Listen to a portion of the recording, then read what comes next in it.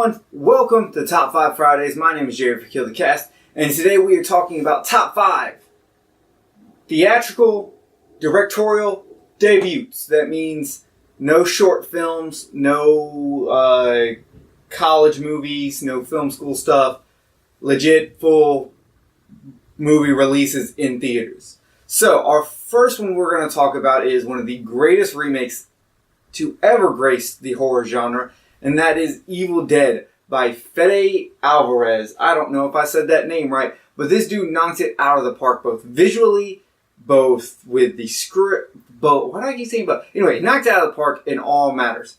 Visually, the movie was amazing. He chose the right actors. He chose the right way to reinvent the world of Evil Dead.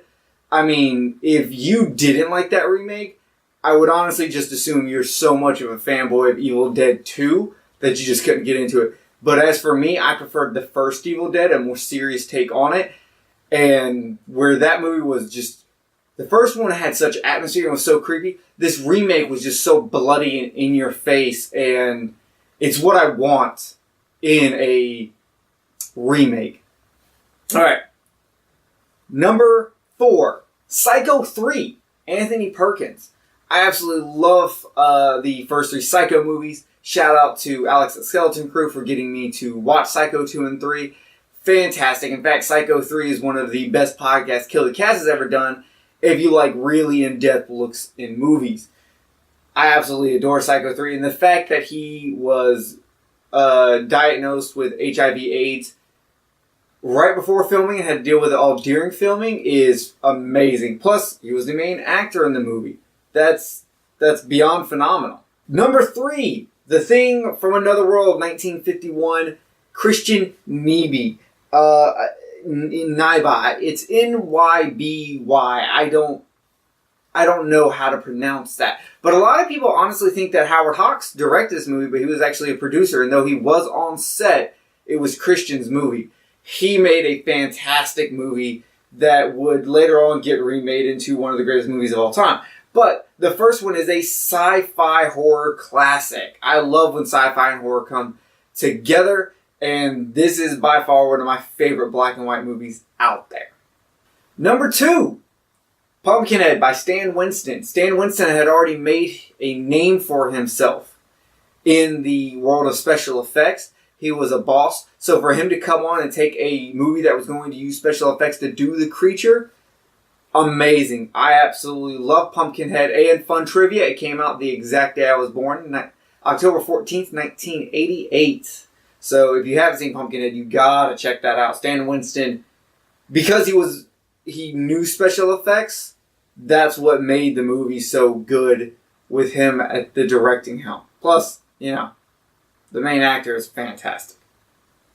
Now, before we get into number 1, I want to do a shout out, an honorable mention, and that's Piranha 2: The Spawning by James Cameron. It's his best movie. I don't care what you say. It's fantastic. Anyway, number 1 is a movie that I've covered on the podcast. It is one that I absolutely love. I honestly love this movie more than most people do, and it's my favorite movie by the director, in which it is a director that I actually don't like most of his stuff. I'm not as big of a fan, and that's The Last House on the Left by Wes Craven.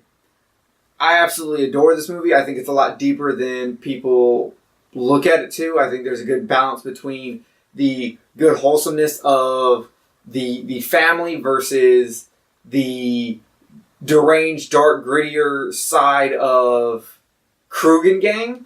And though it does have flaws with the timing of some of the music and the police, everything else about the film is absolutely amazing. I adore this film. It is my favorite Wes Craven movie.